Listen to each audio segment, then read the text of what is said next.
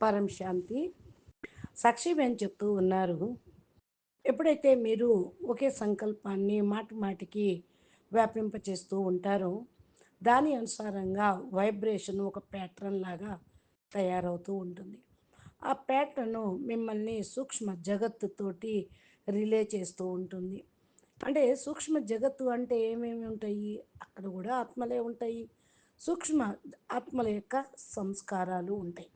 మన యొక్క ఆకాశిక రికార్డ్స్ అంటే యాస్ట్రల్ రికార్డ్స్లో ఇవన్నీ పడి ఉంటాయి. మన యొక్క ఆరా వైబ్రేషను వెళ్ళిపోతూ ఉంటుంది. ఊర్జ తరంగాలుగా వైబ్రేషను ఉంటూ ఉంటుంది. ఈ మూడు వస్తువులు వాయుమండలంలో సూక్ష్మ జగత్తులో ఉంటూ ఉంటుంది. ఎప్పుడైతే ఏ ఆత్మ లోపలైన ఏ విశేషమైన కోరిక ఉన్నది అంటే ఊర్జాగా కన్వర్ట్ అయిపోతుంది. సూక్ష్మ జగత్తు ఫస్టే ఆ విధంగా ఆత్మలను ఆ విధంగా సంస్కారాల్ని ఊర్జాని తరంగాల రూపంలో బయటికి పంపిస్తూ ఉంటుంది. అదే నేను చెప్తున్నా లైక్ అట్రాక్షన్ లైక్. అదే విధంగా ఊర్జా కేంద్రితం అవుతూ ఉంటుంది. కోరిక అంటే ఏంటి?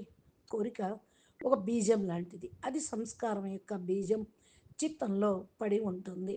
అది ఆమ్, సక్రియం అవుతూ ఉంటుంది.